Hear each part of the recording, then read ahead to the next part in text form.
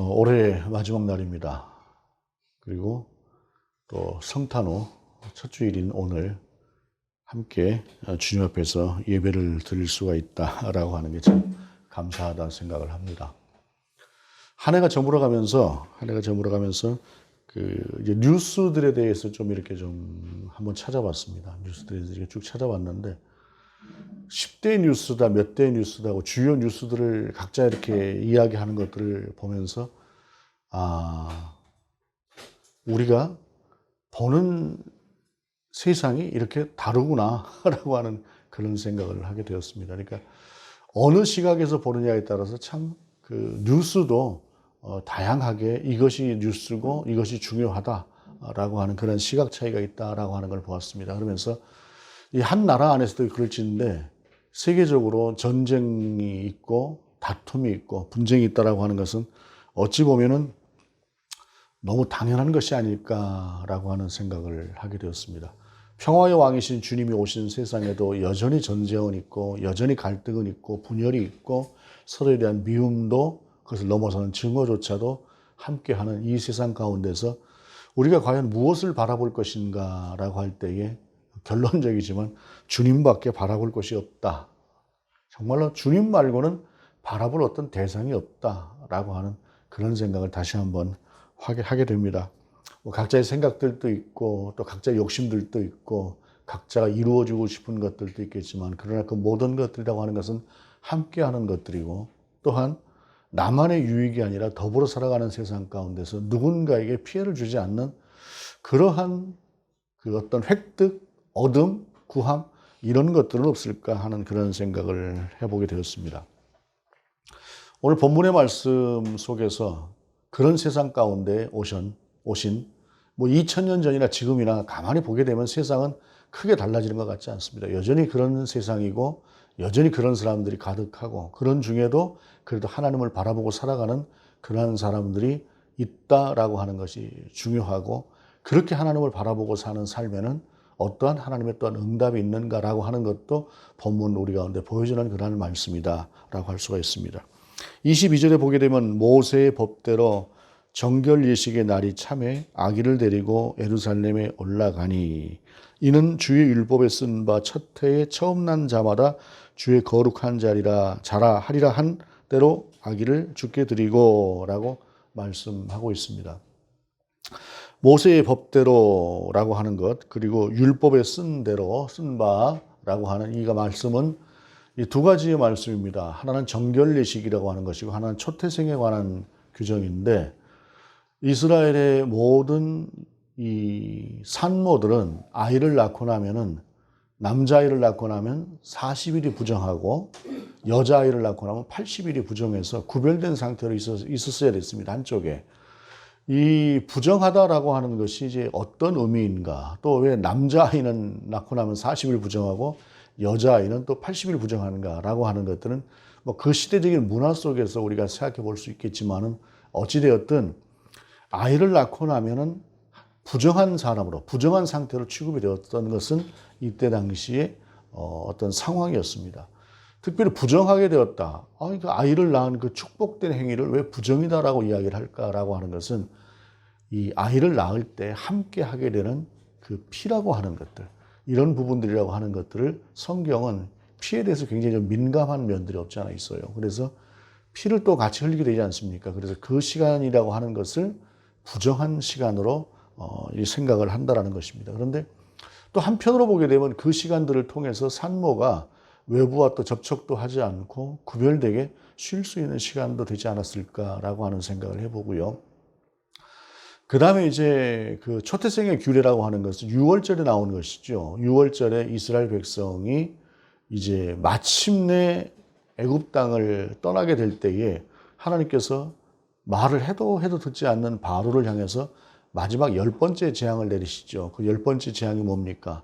애굽 땅에 존재하는 모든 첫 번째 난 짐승이고 사람이고는 다 죽는다는 것이었습니다. 그리고 실제로 그 일들이 그 밤에 일어났고 온 애굽은 그냥 울음바다가 되고 그러니까 슬픔에 가득 찬 그러한 세상이 되어버렸습니다. 그런데 그때 하나님께서 하나님께 유월절 어린 양이라고 하는 그 양을 잡아서 문설주에 피를 바른 정말 하나님을 바라보고 그 뜻대로 순종한 그 집에는 하나님께서 모든 짐승도 사람도 안전하게 하셨습니다. 그러고 나서 하나님께서 그렇게 유월절을 겪고 나온 이스라엘 백성을 향해서 명령하신 것은 뭐냐면 이스라엘의 모든 처음 난 짐승이고 사람은 다 하나님께 속했다. 그들은 하나님의 것이다. 라고 하는 것이었습니다. 그래서 반드시 하나님께 속한 것에 대해서는 어떤 식으로든 대가를 지불하고 그것을 다시 가져올 수 있는 거예요. 사람도 마찬가지입니다. 그래서 사람도 하나님의 은혜 가운데서 이 사람이 하나님의 첫 아들만 이건 하나님께 속한 아들이므로 다시 이 아들이 이제 내 아들로 이 세상을 살아가게 될 때는 그만한 하나의 예식을 구하면서 살게 되었다라고 하는 것인데 그때 보게 되면은 이제 본문의 25절에 보게 되면 예루살렘에 시므온이라 하는 사람이 있으니 이 사람은 의롭고 경건하여 이스라엘의 위로를 기다리는 자라 성령이 그 위에 있더라. 그가 주의 그리스도를 보기 전에는 죽지 아니하리라 하는 성령의 지시를 받았더니라고 말씀하고 있어요. 그러니까 이때 당시 이제 예수님은 초태생의 규례를 그리고 예수님의 어머니였던 마리아는 정결례의 규례를 하기 위해서 예루살렘 성에 들어왔는데 그리고 예루살렘 그 성전에 들어왔는데 그 성전에 시므온이라고 하는 사람이 있었다라는 것이죠. 나이가 상당히 많았던 그러한 사람인데 이 사람이 하나님께서 보내신다는 그 메시아를 기다리는 것이 일생에 자기 속에 보기 원하는 그런 소원이 있었던 그런 사람으로 보여집니다. 그리고 특별히 그 사람에 대해서 오늘 본문은 의롭고 경건한 사람이었다라고 이야기를 하고 있는데 이것은 정말로 이 사람이 하나님 중심으로 하나님을 향해서 살고 있었던 사람이다라고 하는 것을 표현해 주는 그런 말씀입니다. 그럼 이 시므온이라고 하는 사람이 누구인가라고 하는 것에 대해서 이런저런 이야기들이 있습니다만 그러나 이 사람이 누구다라고 하는 것을 특정할 수는 없습니다. 다만 이름이 시므온이다라고 하는 그런 사람이고 시므온이라고 하는 이름조차도 사실은 뭐 이스라엘 내에서 가장 흔한 이름 중에 한 이름이었기 때문에 이 사람이 누구인지는 전혀 알 수가 없으나 중요한 것은 그렇게 의롭고 경건한 사람이 어느 날 성령의 음성을 들은 것이에요. 주의 은혜를 받기 전에는 주의 그리스도를 보기 전에는 죽지 않을 것이다라고 하는 자기의 평생의 소원을 이루실 것이다라고 하는 그 음성을 그가 들었다라고 하는 사실입니다. 그리고 나서 그가 그렇게 기다리고 있었을 때에 하나님께서 이제 그 둘을 이제 만나게 하시는 것이 오늘 본문의 말씀인데 이스라엘에 정말로 많은 사람들이 주님을 기다리고 메시아를 기다리지 않았겠습니까? 그런데 그 기다림이라고 하는 것이 어떤 기다림이 얻는가라고 하는 것은 우리가 다시 한번 생각해 볼 여지가 있습니다. 왜냐하면 우리가 다시 오실 주님을 기다린다고 하는 그러한 그 대림절의 시기도 쭉 지나오지 않았습니까? 주님이 다시 오신다고 하는 것은 우리가 관념적으로 믿어요. 그냥 그렇죠. 주님이 다시 오신다고 성경에 약속하고 있으니까. 그런데 우리 속에서 그 주님을 기다리는 준비를 하는 우리의 삶으로 반응하면서 살아가는 그러한 삶이라고 하는 것은 좀 다르지요. 사실은 어떤 면에서 보게 되면 우리는 매너리즘 같은 것에 빠져서 그냥 어제가 오늘 같고 오늘이 또 내일 같으므로 언제 오실지 모르는 2000년 전에 오시겠다고 하셨던 그 주님이 또 언제 오실지 우리가 그냥 그렇게 꼭 내일처럼 기다릴 것은 아니지 않는가라고 하는 사실은 그런 생각에 우리가 사로잡혀 살기가 쉽다라고 하는 사실입니다. 이 사람처럼 온전함으로 주님이 다시 그러니까 그리스도가 오실 것이다라고 하는 것을 기대하고 기다리던 사람이 그때 당시에 그렇게 많지 않았을 것이다라고 하는 사실입니다. 특별히 그것을 보여주는 한 예가 있습니다. 마태복음에 보게 되면 동방에서 박사들이 와서 예수님께 경배를 하러 오죠. 경배를 하러 왔을 때 당연히 왕궁에서 날 줄 알고 왕의 그 아들로 이 땅에 오실 걸로 알고 헤롯에게 갑니다. 그때 당시 왕이었던 헤롯에게 갔을 때에 헤롯은 민감하게 반응을 합니다. 혹시라도 이 메시아가 온다고 한다면 자기 자신의 입지라고 하는 것이 흔들릴 수 있으므로 그 헤롯은 굉장히 민감하게 반응을 하는데 메시아가 어디서 날 것이다라고 하는 것까지 성경에 있는 말씀대로 다 알고 있었던 그러한 사람들, 대제사장이라 서기관이라고 하는 그런 사람들은 전혀 거기에 대해서 반응을 보이지 않습니다. 그냥 알려만 주었지 자기 자신들은 전혀 한번 가볼까라고 하는 그러한 호기심도 보이지 않는 그러한 모습들을 볼 때에 이때 당시에 이스라엘에 살았던 그리고 나름대로 성경을 안다고 하는 사람들, 그런 사람들조차도 메시아가 정말로 오실 것이다라고 하는 생각은 하지 않고 있지 않았나라고 하는 것들을 유추해 볼 수가 있습니다. 그런데 그러한 중에 이 시므온이라고 하는 사람은 그렇게 주님 오시는 날을, 그리스도가 오실 것들에 대해서 기대하고 소망하고 있었다라고 하는 것입니다. 그리고 때가 되었을 때 하나님께서는 성령을 통해서 그를 예수님과 만나게 하십니다. 이스라엘에 아이를 낳은 산모가 한둘은 아니었겠죠. 수많은 산모가 예루살렘 성전을 찾았을 것이고, 또한 이스라엘에 처음 태어난 아이가 이 아이만은 아니었을 것입니다. 아기 예수님만은 아니었을 것입니다. 그렇게 많은 사람들이 예루살렘 성에 왔다가 가는 그 숱한 날들 중에서, 그 숱한 사람들 중에서 성령은 꼭 집어서 여기다라고 말씀을 하신다라고 하는 사실입니다.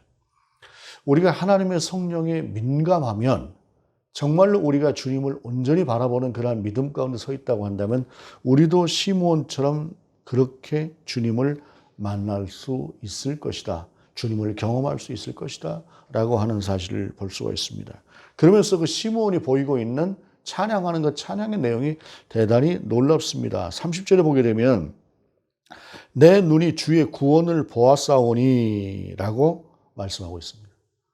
내 눈이 주의 구원을 보았다라고 하는 이 말씀은 어찌 보게 되면 메시아에 대해서 오해하기 쉬운, 많은 사람들이 그때 당시 정치적인 메시아로 생각하고 있었던 그러한 상황 가운데서 이 시므온의 입에서 나온 첫 고백이 주의 구원을 보았다, 내 눈이 주의 구원을 보았다라고 하는 이 고백은 대단히 놀라운 고백입니다. 이것은 누가가 19장에서 삭개오라고 하는 사람의 집에 예수님께서 들어가셨을 때에 하셨던 말씀과 연관해서 볼 수 있는 말씀입니다. 그것은 무엇이냐면은 예수님께서 누가복음 19장에 세리장 삭개오의 집에 들어가셨을 때 그때 이렇게 선언을 하십니다. 예수께서 이르시되 오늘 구원이 이 집에 이르렀으니 이 사람도 아브라함의 자손이로다.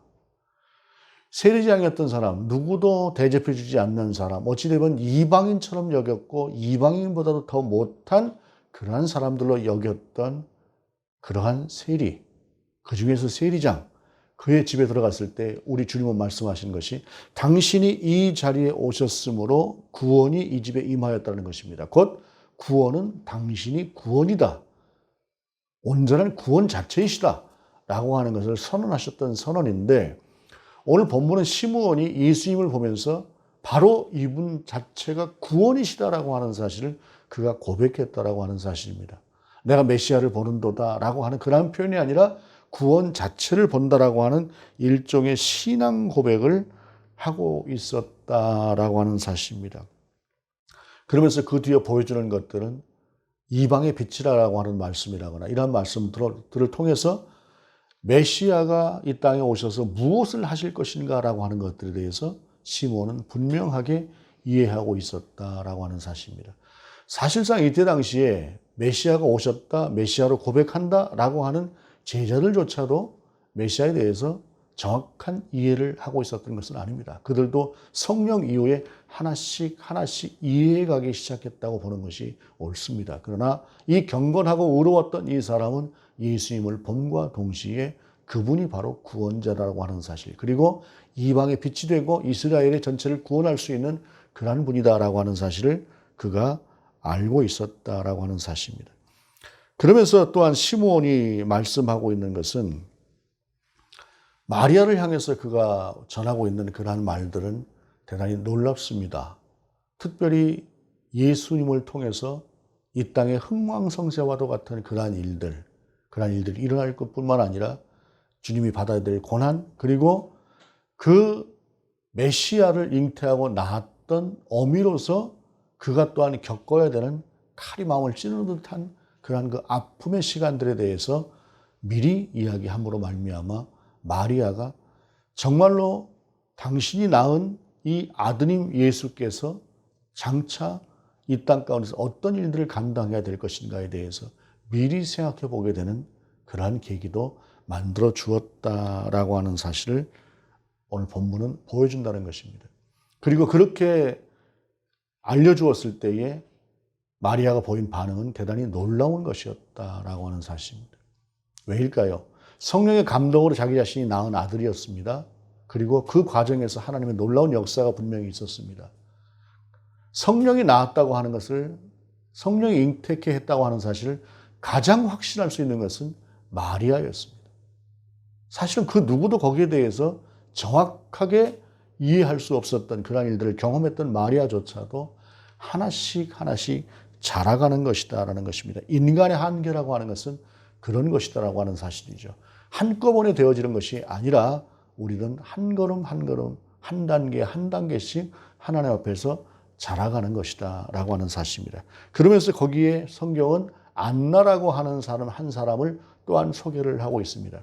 84세 되었던 아주 노인이죠. 이때 당시의 나이로 84세라고 하는 것은 우리 나이로 지금 보게 되면 100세는 훨씬 넘었던 그러한 사람이었을 것이다 라고 하는 것입니다. 시집가서 몇 년 못 살다가 과부가 되었던 이 여인은 늘 기문식하고 기도하면서 성전에서 살았다라고 이야기를 하고 있습니다. 이때 당시에 결혼 연령이라고 하는 것이 뭐 10대 중반이 채 되기도 전에 그렇게 조혼이었으니까, 결혼했으니까 과부가 되는 것은 아마 20살쯤 해서 과부가 되지 않았을까 싶어요. 그러면서 84세까지 과부였으니 그냥 평생이 그냥 과부처럼 살았던 것이다 라고 할 수가 있는데, 그 과부로서 살았던 그 시간을 보냈던 이 사람의 삶은 성전에서 금식하고 기도하는 삶이었다라고 하는 사실입니다.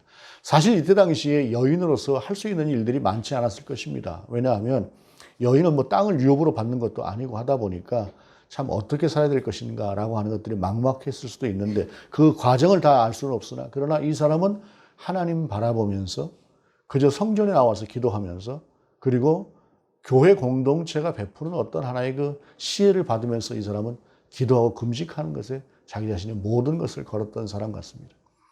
요즘 같은 세상에는 아마도 있기 어려운 사람이라고 할 수 있을 것입니다.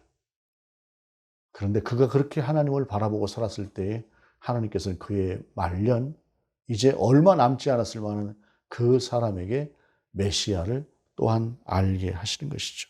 그러면서 38절에 보기도 마침 이때에 나와서 하나님께 감사하고 예루살렘의 속량을 바라는 모든 사람에게 그에 대하여 말하니라 라고 말씀하고 있는데, 이 사람의 족보에 대해서는 성경은 분명하게 이야기를 합니다.